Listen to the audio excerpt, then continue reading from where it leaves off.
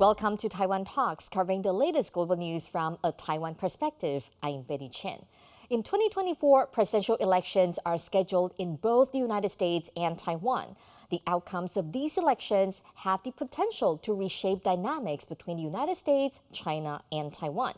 Joining us today are Chen-shen, National Chengchi University Professor of Political Science, and Andrea Yang, Democratic Progressive Party Deputy Secretary General. A very warm welcome to both on the show.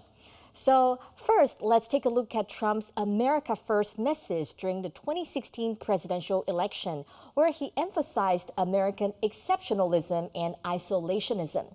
Now, Trump is once again hoping to be on the ticket for next November for the U.S. presidential election. So let's start with my first question. If Trump returns as president and promotes isolationism, especially urging the European and Asian countries to enhance their security independence, what's the right response for Taiwan? Professor. Okay, first of all, I think Donald Trump is likely, if he wants the election, then he will, again promote this idea that the European allies and also the Asian allies or Indo-Pacific ally will have to take a greater responsibility for their own defense and security. But Taiwan is not an official ally, but at the same time, I think Donald Trump will ask us, Taiwan, to take up more responsibility, which we have done in the past few years. So it will not change a lot. But we always worry that if there is a cross-strait conflict, will he be more assertive in supporting Taiwan? I don't think we can count on him, but we can count on the Republican senators and congressmen, as well as, of course, the Democratic senator and congressman as well. So I think at least we have allies in the U.S. government as well as in their legislative body. So this is what the reason why I don't worry as much. But yeah, Donald Trump is going to be a difficult task or challenge for Taiwan. Andrea, what's your take on this question? Well, I mostly agree with what Professor Yang has said, but we have to take this into account. Time has changed a lot over the past few years. Then the external environment, international relations, whether Donald Trump will hold the same positions, especially after Ukraine war and Israel conflicts. Maybe he and his team will have a second thought on what should do in the future, and especially with the allies or a grand alliance to counter the conflicts. We won't say that he will stick to what his position as few years ago. Maybe his advisory teams or other politicians would influence his thoughts. Mm-hmm. Yeah. As we all know, Trump is famous for being unpredictable. Mm-hmm. But how likely do you think it is for Trump and Biden to have a rematch again in 2024? And could a 2024 election be a showdown between Biden's globalism and Trump's isolationism? Okay, first of all, in Taiwan, it would be difficult to imagine that Trump will be again a presidential candidate. Even if he's, convicted, he can still run for president. 100 years ago, a socialist presidential candidate ran in the prison and he got 1 million votes. So American Constitution never said that if you are in jail that you cannot run for president. So he can run for president even if he is incarcerated, even he's indicted now and then being proven guilty. I don't think it will happen before the election, but if that is the truth, he will still be the candidate. And if we look at all the polls, he is still leading, everyone by at least 30%, right? So he is likely to be the presidential candidate for the Republican Party. And then you look at Biden. Yes, he's old. A lot of people feel that he should not run for re-election. But so far, within the Democratic Party, you only have two challengers, Robert Kennedy Jr., who already decided that he's not going to compete in the Democratic primary. He will be run as an independent. So you're left with Marianne Williamson, this kind of like publisher, writers, and not a traditional politician. So no one is going to challenge Biden. So a rematch is very likely. And then I think, a rematch of 82 and 78 years old, which will be, making history in America. Biden already made history. This will be even a newer history. Right, and we're going to witness that kind of history. Yeah. So what's your take on this, Andrea? Do you think there will be a rematch? Is that something what people want to see? This is the presumption that a lot of political analysts already made, especially the ones in the United States. It would definitely be dramatic and sensational if it happens, that this rematch happens again. But the rivalry and whether the American voters would be happy to see this, whether it's a showcase or whether they need to provide concrete propositions, and especially for Americans' grand strategies in Indo-Pacific and Europe. I believe that after Ukraine and Israel, that a lot of people still count on the U.S. government to make some, bring out a better vision and lead the United Nations. So, Andrea, you just talked about Israel. So recently, we have seen the outbreak of a conflict between Israel and also Hamas. How will this incident impact the U.S. presidential election? I think the two candidates in both Democratic Party and Republican Party are going to be unanimous in their support of Israel. After all, this is not just a political position, but in a way, it is something that, the majority of the Americans are Christian. They still believe this is a manifestation of God's will in Israel, in Palestine. So they will continue to support Israel. There will be no change. But the difference will be, I think Biden will have to kind of decide how do you support Israel. At the same time, you have to continue to support Ukraine, where a lot of Republicans are already jumping ships that they're not going to support or provide aid to Ukraine. So this is a challenge. And then again, both this will be distraction for the United States against China, because United States right now, I think there is an overall consensus. The number one, rival is China. It's not Russia.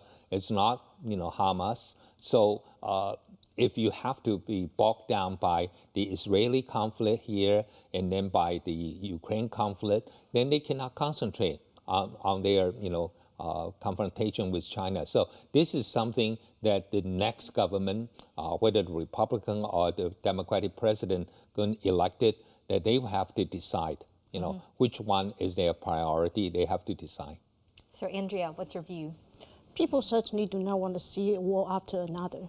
So I think this conflict is heartbreaking and shocking to the entire world. People are expecting some high-level meetings in different occasions, maybe in United Nations conference or the upcoming APEC conference. Xi Jinping and Biden would have a chance to meet. Whether they would bring out a better world order and to have a settled solutions to prevent the more severe conflicts. That would be a challenge for the world's top leaders. But I believe that Taiwan is now, Taiwan has been at the spotlight after Ukraine and Russian war. A lot of people worried that Taiwan Strait might turn into a war zone. That how to prevent that, and the Asia Pacific or Western leaders have been doing a lot of statements to support Taiwan's Straits peace and stability, and that's important that after Ukraine and Russian war, that peace and stability has been repeatedly emphasized. I believe that that the world's leaders would need to have a proper channel to really communicate and to prevent the conflicts to go bigger. And let's not forget the famous writer Samuel Huntington's Clash of Civilizations reminders. So we have talked about the conflicts happening around the world, and of course, we don't want the Taiwan Strait to become the next flashpoint. Actually, on several occasions, President Biden said that he would send the U.S. troops to defend Taiwan if necessary, but then he was corrected by his staff on several occasions. Do you think that for the next U.S. administration, will they pursue the strategy of strategic clarity, or they will continue strategic ambiguity regarding the issue of Taiwan? Okay, I think, if you look at Biden's, he misspoke 4 times, and every time, the White House will walk back his statement and then continue to say U.S. one China policy has not changed. So we haven't heard Biden have a slip of tongue in the past year. Right now it's about a year now since he did that.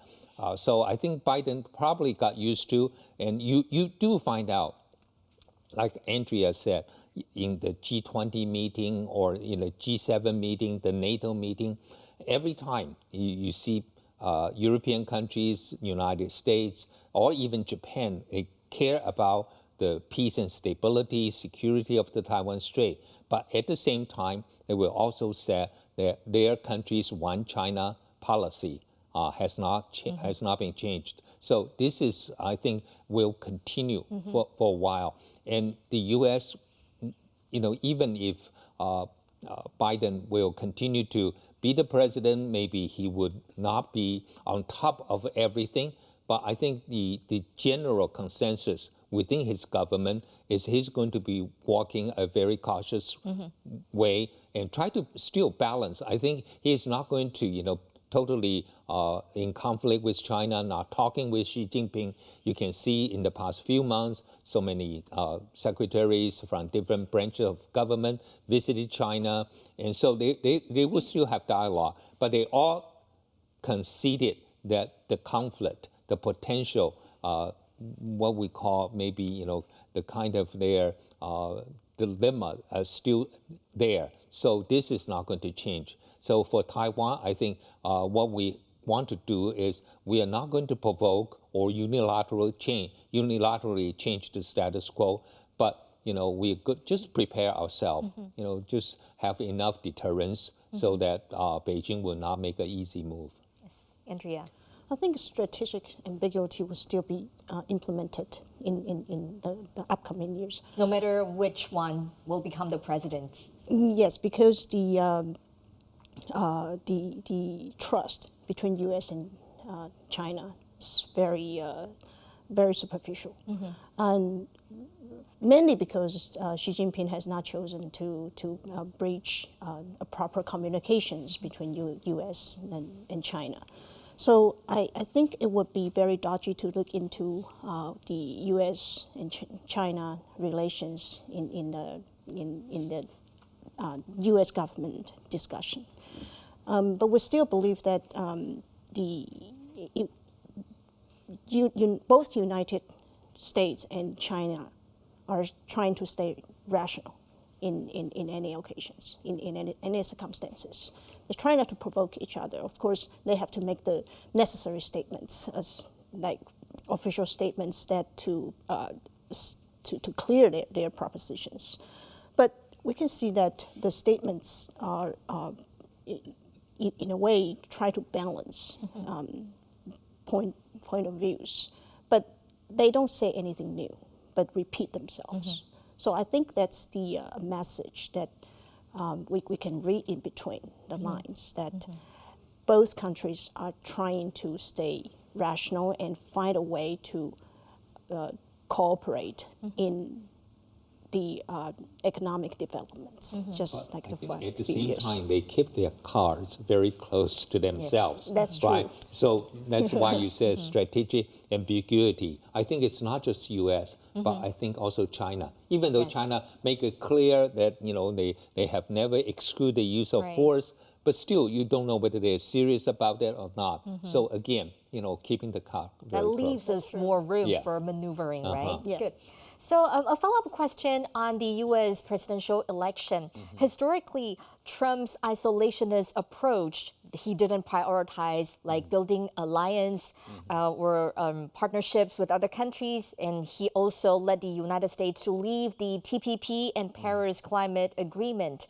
Instead, as mentioned by Professor Yan, you said that Biden has to strike a balance between providing more support for Ukraine and building alliances and also taking care of the situation in Israel. So if Trump returns to power, how will Taiwan's leadership respond to this kind of situation? Andrea.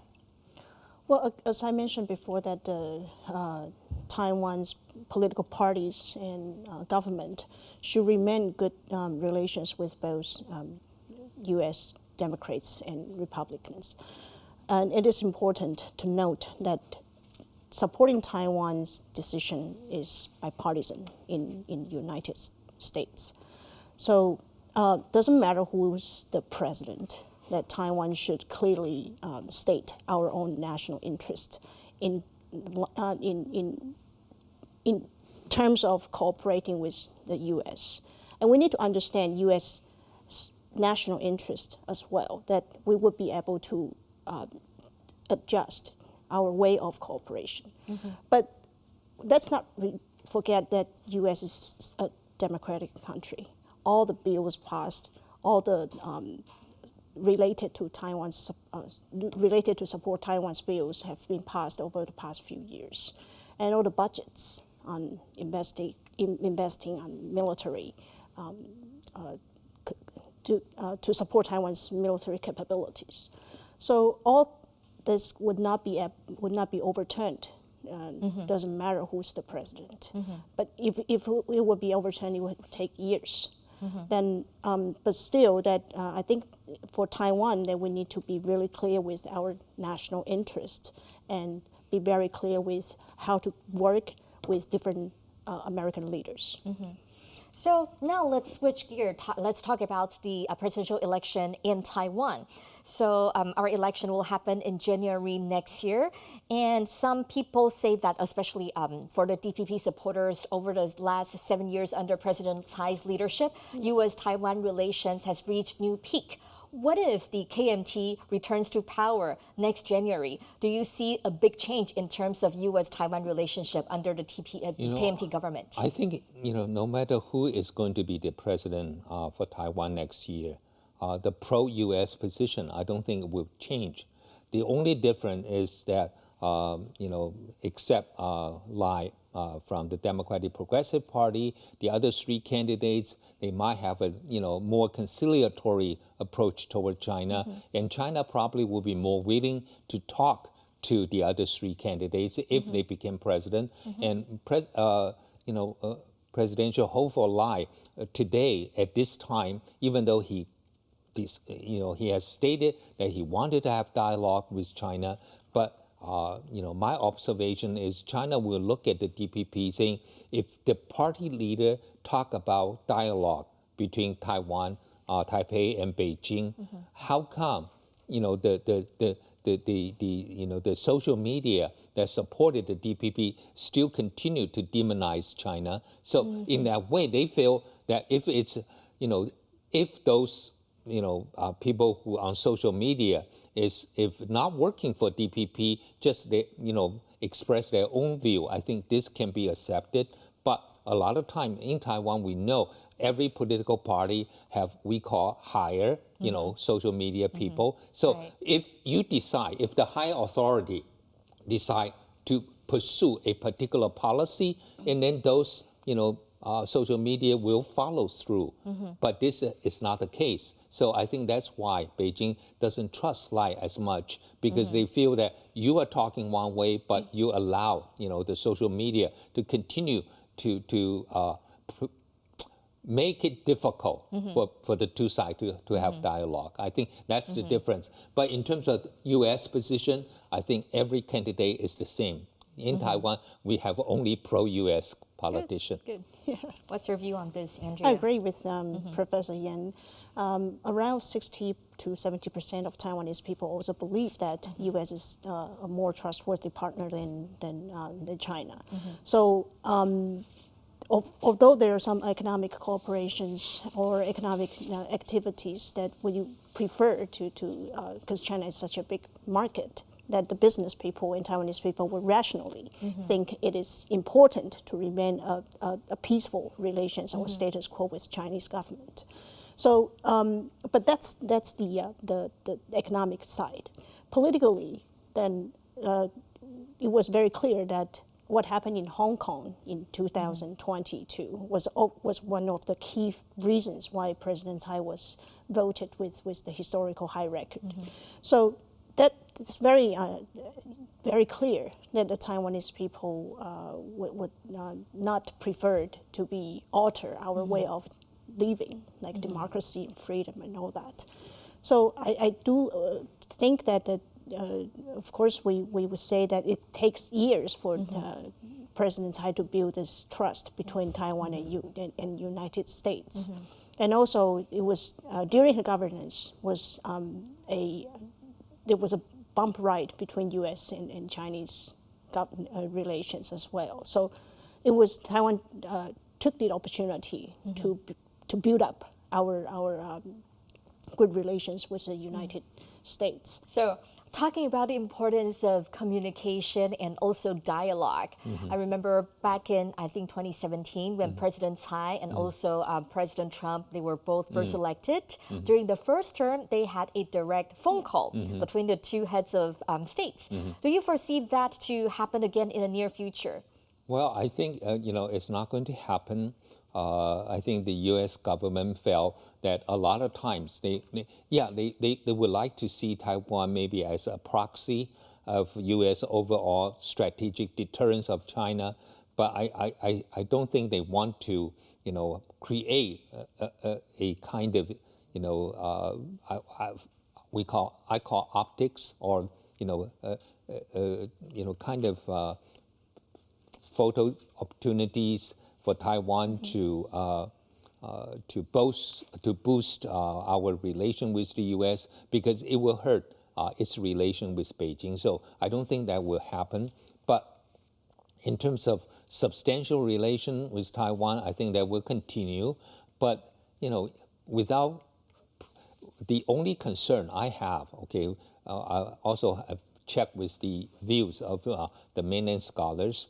The only worry I have is China doesn't worry about Taiwan's maintaining a status quo officially, but even though we have a lot of wiggling room for independence and all those, but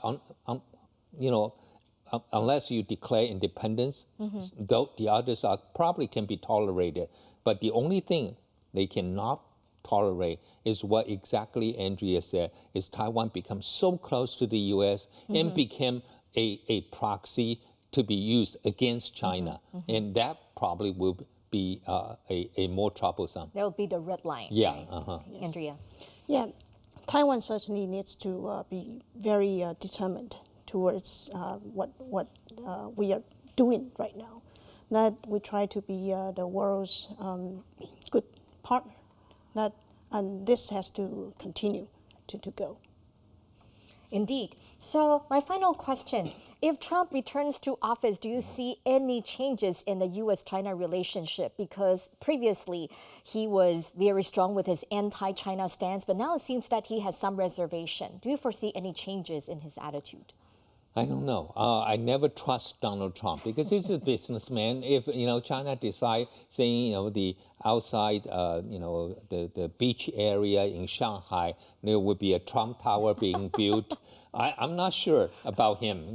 This guy is profit first. So also, in terms of his view, I think he probably learned that you cannot bring manufacturing back to the U.S. U.S. simply is not competitive in this area. So this is rhetoric, political rhetoric, very good for campaign. But in reality, he tried. Still it will be very difficult. So I'm not sure, Donald Trump will be the, kind of consistent, critical of China and defending Taiwan. So we will just trying to protect ourselves. I think that's the most important thing. Andrea? Well, under any circumstances, we should safeguard ourselves, that's for sure.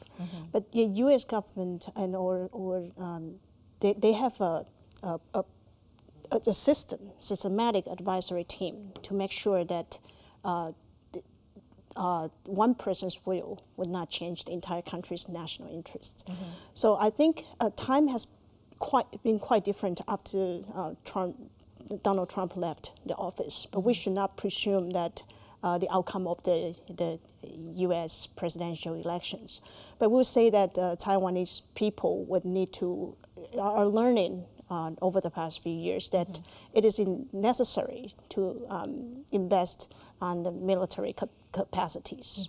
And also it is important to realize that we should not just sit there and do nothing and wait for the rescue team to come. So I think it is also a very convincing actions for the DPP government to purchase more weapons and also the domestic-made submarines on the way. So I think that, again, Donald Trump's time during his governance, he faced COVID-19 pandemic. But now the world has been very different when he was the president. So we think he might have a different ideas towards the changing world. Definitely, then we will have to keep a close eye on the development of the U.S. and Taiwanese presidential election. Thank you very much. That's all the time we have. If you liked our show, please search for us on YouTube, give us a thumbs up, and hit subscribe to our channel. Thank you for watching our show today. Stay safe and see you next time.